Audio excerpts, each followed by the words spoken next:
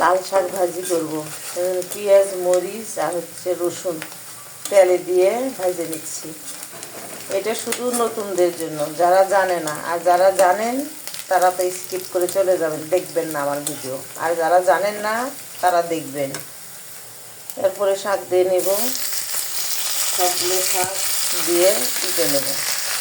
এখানে আমি পরিমাণ মতো লবণ দেব, সামান্য একটু লবণ, কারণ শাকে লবণ কম দিতে হয়।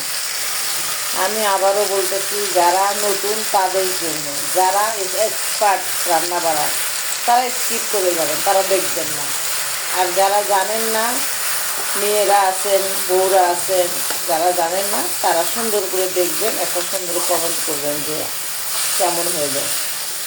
তো আমি এই শাকটা ভাত দেইনি, ভাত না দিয়ে একদম একবারে তেলে দিচ্ছি, কারণ গলে যাবে। লাল শাক তো নরম। আর একটু ঢেকে দেবো।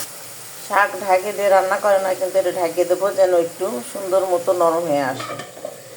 ঢাকনা দেওয়ার পর চুলার আঁচটা এই যে এরকম করে দেবেন, একটু কমাই দেবেন, এবং একটু পর পর খুলে একটু নাড়াচাড়া দিবেন, দিয়ে উল্টে দিবেন। তাহলে এই যে নরম হয়ে যাবে। ডাঁটাগুলো নিচে রাখবেন, পাতাগুলো উপরে দেবেন, নরম হয়ে যাবে। আবার ঢাকনা দিই।